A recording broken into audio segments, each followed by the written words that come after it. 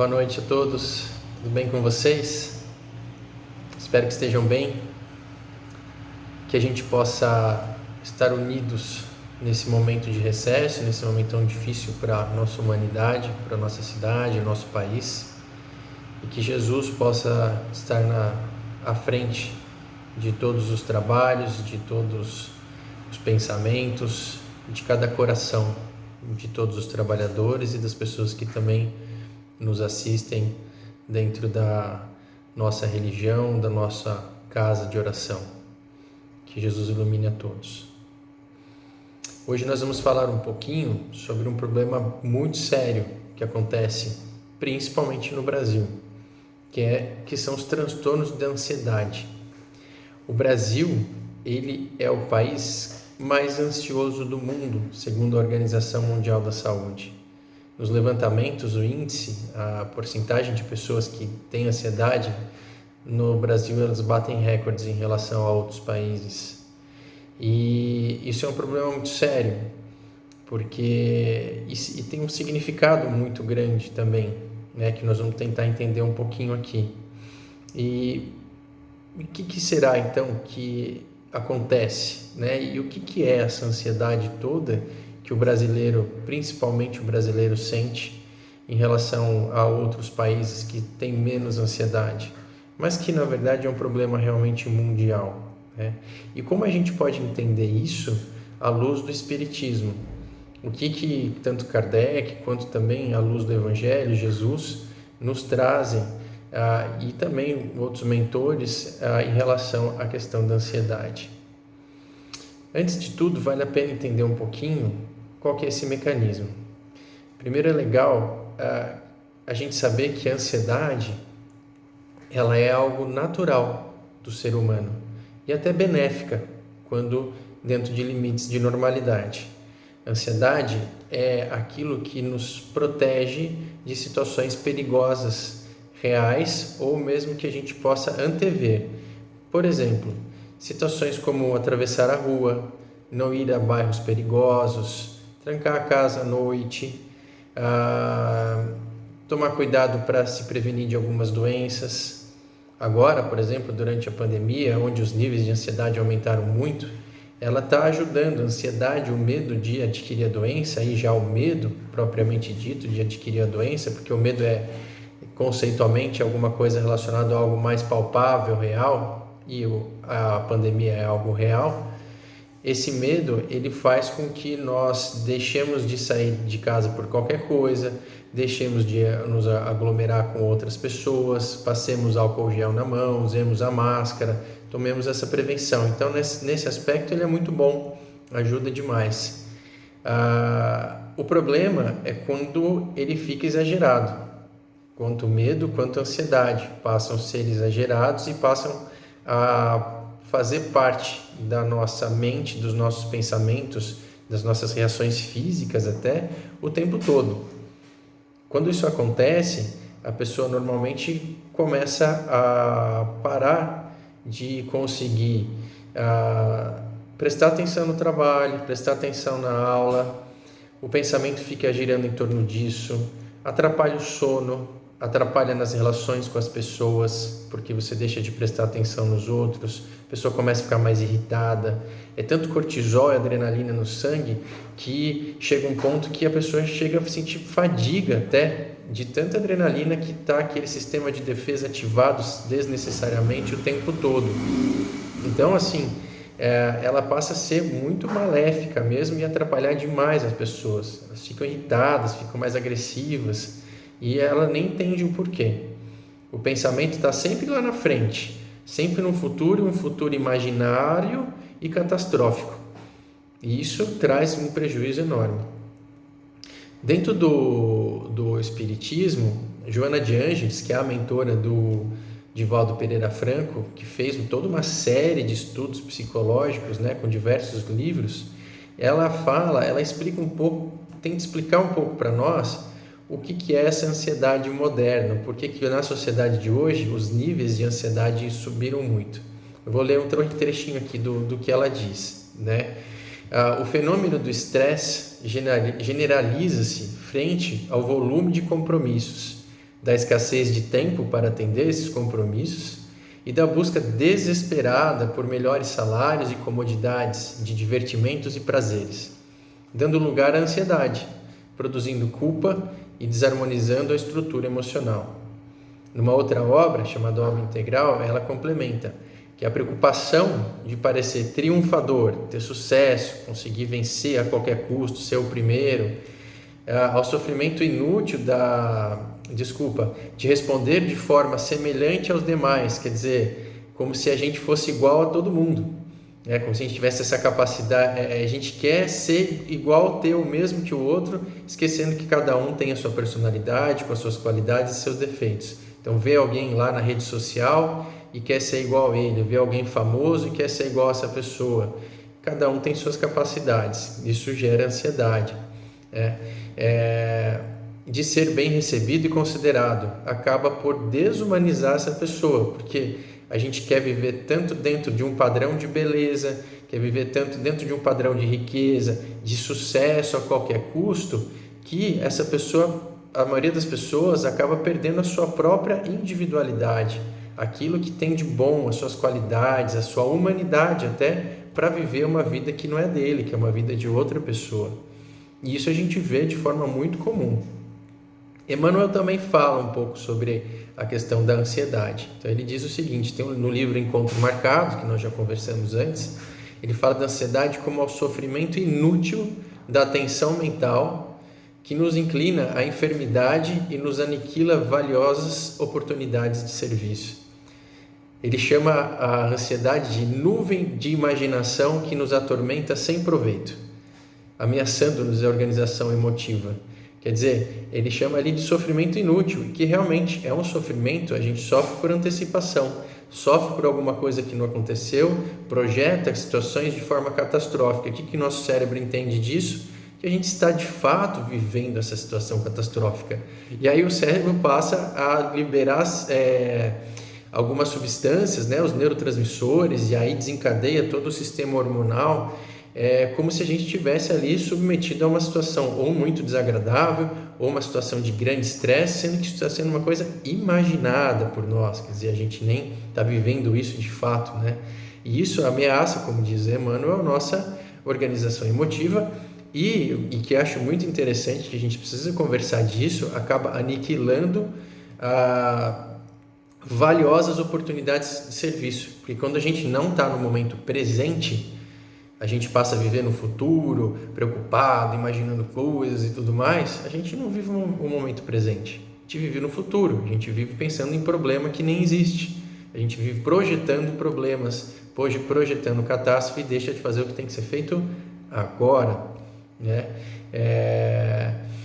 E aí a gente consegue entender o tamanho da destruição que os transtornos de ansiedade causam na vida das pessoas, se não tratadas adequadamente. Eu falo até que ansiedade e fé, já passando um pouco assim de como a gente vai lidar com essa ansiedade, elas são coisas extremamente opostas, A fé dá uma tranquilidade, a ansiedade, traz aquele desgaste emocional muito grande, ao passo que a fé na vida futura, ela traz muita tranquilidade. Jesus mesmo, há mais de 2000 anos, no Evangelho de Mateus, ele fala ali para nós algumas coisas relacionadas a isso. Ele já descreve muito bem essas aflições. Eu vou ler esse trecho aqui que é bem conhecido, mas é fantástico, eu vou comentar um pouquinho. Então é Mateus, capítulo 6, do versículo 25 ao 34. Portanto, eu lhes digo, não se preocupem com as suas próprias vidas, quanto ao que comer ou beber, nem com seus próprios corpos, quanto ao que vestir. Não é a vida mais importante do que a comida e o corpo mais importante do que a roupa? No caso, ele está falando assim do grau de importância que a gente dá para a comida que a gente vai comer, Hoje em dia é clássico o pessoal postar a foto da comida, vai no restaurante bacana tal, e posta a foto da comida na rede social para mostrar. E quem assiste fala, eu preciso comer isso também, eu preciso ir nesse restaurante. Quer dizer, isso já vai gerando aquela ansiedade. Mas por que eu não consigo ir nesse restaurante? Por que ele está lá e eu não? entendeu? Aquilo que a Joana de Ângeles fala, de se ficar se comparando com o outro, querer ser o outro e viver a vida de outra pessoa. E mesma coisa para roupas. Observem as aves do céu, elas não semeiam nem colhem, nem armazenam-se em celeiros, contudo o Pai Celestial as alimenta. Não tem vocês muito mais valor do que elas?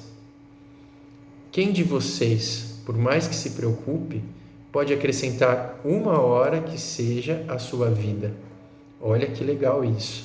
Quer dizer, a preocupação vai gerar mais tempo para a gente viver, para resolver as coisas. Preocupação vai resolver algum problema da nossa vida. Preocupação vai mudar alguém que a gente queira mudar tanto? Não vai mudar, não vai acontecer nada disso. Por que vocês se preocupam com roupas? Vejam como crescem os lírios do campo. Eles não trabalham nem tecem. Contudo, eu lhes digo que nem Salomão, em todo o seu esplendor, vestiu-se como eles. Se Deus veste assim a erva do campo, que hoje existe, amanhã é lançado ao fogo, não vestirá muito mais a vocês, homens de pouca fé? Para que ficar se preocupando com isso, né? Faz a sua parte, isso é ele que está querendo dizer. Faz a sua parte, trabalha, procura se conhecer, procura trabalhar o melhor possível em prol do outro, que as consequências vêm, os benefícios vêm. E se não vem, provavelmente isso tem muita relação com a nossa reencarnação, com as outras encarnações, a gente vai conversar disso. Portanto, não se preocupem dizendo: o que vamos comer, o que vamos beber, o que vamos vestir. E eu complemento aqui, quando vamos tomar a vacina? O que será que ele vai pensar de mim? O que estão pensando de mim? O que vai ser se tal pessoa ganhar a eleição ou outra pessoa ganhar a eleição? O que vai ser se o meu opositor, aquele que eu não gosto, passar a dominar a política? Todas questões muito atuais que geram ansiedade e que essa preocupação não muda nada. Pois os pagãos é que correm atrás dessas coisas. Quando ele fala correm atrás, é que dão a importância maior do que a importância que é a do reino do tesouro que está no coração, o seu tesouro de Deus, Mas o Pai Celestial sabe que vocês precisam delas. Busquem, pois, em primeiro lugar, o reino de Deus e a sua justiça, e todas essas coisas lhes serão acrescentadas. Então, assim, fica tranquilo. Busca o reino de Deus e a sua justiça, conhece o Evangelho, busca o que é justo, busca fazer o bem, busca praticar a caridade, seja no seu trabalho, seja em qualquer lugar, que o resto vai ser acrescentado. Portanto, não se preocupem com o amanhã, pois o amanhã se preocupará consigo mesmo. Basta a cada dia o seu próprio mal. Quer dizer, que adianta eu ficar com o pensamento lá no futuro, que é o clássico da ansiedade, se eu tenho que me preocupar com os problemas que já estão acontecendo hoje, que já não são poucos, para resolvê-los. A partir do momento que a gente vai ganhando certa idade, vai assumindo compromissos, responsabilidades, já são suficientes os problemas de hoje. Então, planejamento, um dia de cada vez, um passo de cada vez, vamos definindo as nossas prioridades para resolver as questões que vão aparecendo na nossa vida, porque essas questões são fundamentais, fazem parte do nosso crescimento, da nossa oportunidade de autoconhecimento. Então vamos atrás disso, é isso que a gente tem que buscar, E aí, acrescento até uma coisa que o Emmanuel coloca, nesse livro, que assim, é indispensável para a gente poder compreender tudo isso e conseguir vencer o transtorno de ansiedade, que a gente policie o nosso pensamento, assegurando-lhes a serenidade necessária. E como é que a gente policia o pensamento? Percebendo o pensamento. Vocês sabem que eu gosto sempre de falar na meditação mindfulness e qualquer tipo de meditação, que é justamente o treino para policiar, para perceber o pensamento. Não é de forma também ansiosa ficar brigando com o pensamento, mas sim perceber. A hora que começa o pensamento sair do controle, percebi, tá bom, no que eu tenho que me focar agora? Vou continuar lendo esse texto, vou continuar vendo esse vídeo que é importante para mim, vou continuar me organizando aqui para o trabalho, preciso fazer tal ligação, é isso que eu tenho que fazer agora. Então, bora fazer aquilo que eu preciso. O pensamento voa de novo? Percebe, volta fazer aquilo que é importante. E aí, para encerrar a fala de hoje, eu gostaria de lembrar então alguns pontos fundamentais que o Espiritismo nos traz, né, que Kardec nos traz, para combater essa questão do transtorno da ansiedade, dos transtornos de ansiedade em geral, tá? Então a gente tem a fé na vida futura, a gente sabe que a vida não acaba aqui, então, mas a gente age como se a coisa mais importante for estar bem materialmente aqui nessa vida e não bem espiritualmente, né? Diga onde está o seu tesouro, que eu direi onde está o seu coração. É bem isso, né? Se o nosso tesouro está no crescimento do nosso espírito, na riqueza do nosso espírito, a gente não se preocupa tanto com os bens materiais, ou não os deixa nos afetar dessa forma como eles nos afetam normalmente, somente nos tempos de hoje, né? Fé em Deus como o ser soberanamente justo e bom. Deus, segundo Kardec coloca no Livro dos Espíritos, é soberanamente justo e bom. Então, se a gente está passando por um estresse, por uma dificuldade, é porque a gente precisa aprender com ela e porque a gente aguenta, né? A gente consegue passar por ela. E a grande maioria delas, né? E aí entra o terceiro ponto, que é o ponto da reencarnação, fomos nós mesmos que criamos. A grande maioria até criamos nessa própria encarnação as dificuldades que a gente passa, né? Pelo valor que a gente dá a cada coisa. Mas muitas vêm também das encarnações passadas. E o que a gente tem que fazer em relação a isso? A gente tem que compreender, aceitar essa questão, né? E procurar passar por isso da melhor forma possível, com fé no futuro. Se a gente vencer esses estresses aqui, né? Sem adoecer, sem reclamar, e sim fazendo o que tem que fazer para passar por isso, nem que seja buscando tratamento, que isso é muito importante, a gente consegue passar para a próxima etapa da vida, né? Depois que a gente desencarnar, com muito mais tranquilidade, né? Então, assim, é importante a gente trazer o foco da nossa atenção para o momento presente, porque a gente está vivendo agora, para as nossas reações agora, para os nossos problemas que a gente está passando nesse momento, e tentar enfrentá-los da melhor forma possível, confiantes no futuro, confiantes que a gente vai vencer e que Deus está no leme das coisas, né? Quando precisa de um tratamento, né? Quando a transtorno da ansiedade se toma posse da pessoa, é importante procurar tratamento também, né? Tratamento medicamentoso, mais a meditação, mais a psicoterapia, são ferramentas maravilhosas para o tratamento, né? E são muito importantes, senão elas não existiriam, senão Deus não teria colocado. Então, a medicação para estabilizar a pessoa, para poder fazer uma psicoterapia, uma meditação, a psicoterapia para ter o autoconhecimento e buscar ferramentas necessárias para lidar com esses pensamentos, né? Treinar essas ferramentas, e a meditação para trazer a mente para o momento presente. Quando a gente junta tudo isso, o nosso conhecimento do Evangelho, a nossa fé na vida futura, né? A buscar cada vez mais estar mais próximo de Deus e da nossa religiosidade, aí sim a gente tem realmente o caminho para a cura do transtorno de ansiedade, tá? Dos transtornos de ansiedade. Então esse é o conjunto de coisas que a gente vai buscando para tratar isso. Perceber o pensamento, perceber esses gatilhos que nos deixam ansiosos e, através a fé na vida futura, através do autoconhecimento, isso tudo vai fazer com que a gente realmente cresça muito dentro do ponto de vista espiritual. Tá certo?